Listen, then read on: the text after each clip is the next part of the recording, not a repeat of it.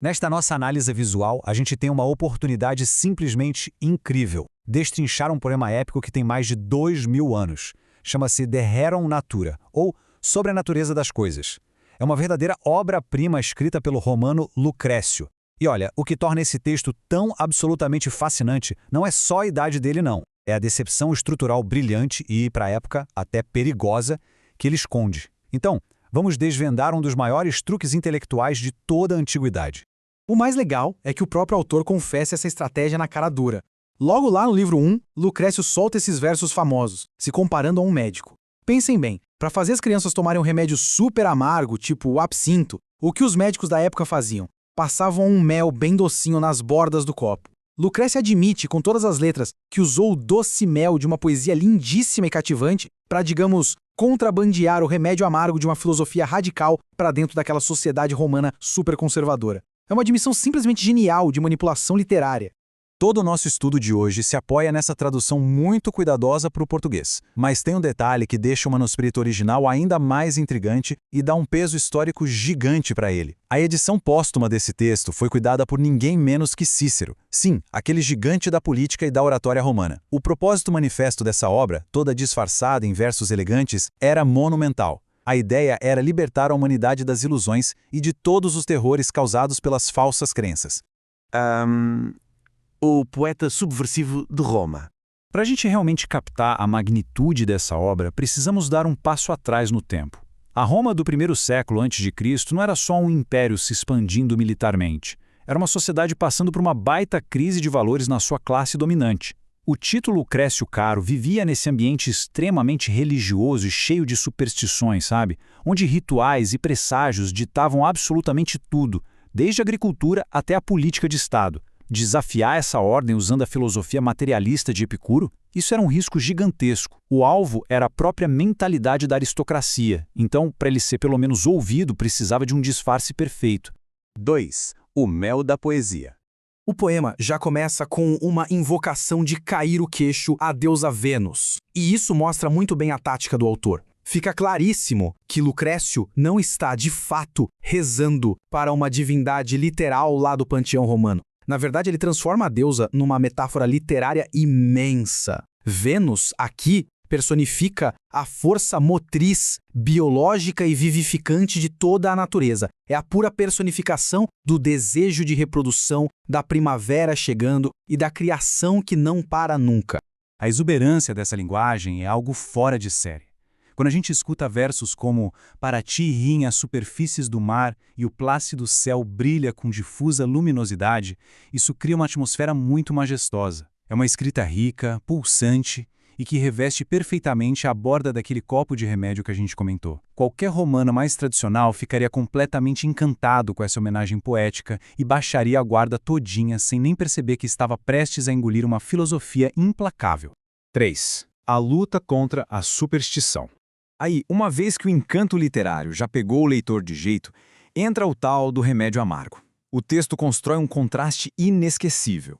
De um lado, a religião é descrita como algo aterrorizante, que esmaga a vida humana e fica olhando lá do céu com uma cara horrível. Do outro lado, temos o elogio à razão, encarnada pelo filósofo grego Epicuro.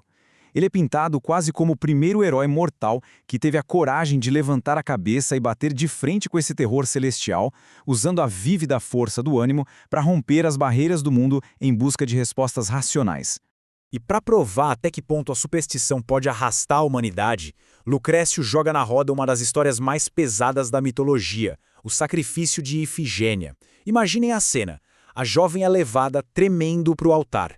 Ela achava que ia casar, mas não, estava lá para ser morta. E o pior, o próprio pai dela, o Agamenon, esconde a faca junto com os sacerdotes. Ela cai como uma oferenda sombria por um motivo banal, só para que a frota de navios ganhasse ventos favoráveis dos deuses. É um soco no estômago para expor a crueldade absoluta dessa crença. Tudo isso culmina nesse verso que é o verdadeiro golpe de misericórdia. Tantos males pôde a religião aconselhar. É um resumo devastador. O objetivo claro aqui é desmantelar esse sistema de terror usando pura e simplesmente a lógica e a observação nua e crua. O argumento central é que o medo dos deuses e o pânico do que acontece depois da morte são as grandes raízes da infelicidade humana. 4. Nada nasce do nada. Bom, depois de demolir a explicação mitológica do universo, ele começa a erguer as bases do que a gente poderia chamar de uma protofísica materialista. E aí surge uma pergunta bem direta, quase engraçada até, mas muito essencial.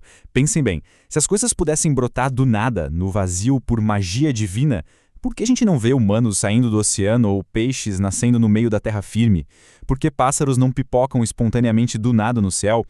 Fazer essas perguntas que desafiam a criação mágica é o primeiríssimo passo para encontrar regras de verdade na natureza. E aí fica muito evidente o quão observador Lucrécio era. Ele deduz de forma superlógica a existência de blocos de construção fundamentais, o que hoje a gente chama tranquilamente de átomos, só olhando para coisas do dia a dia, como biologia e agricultura.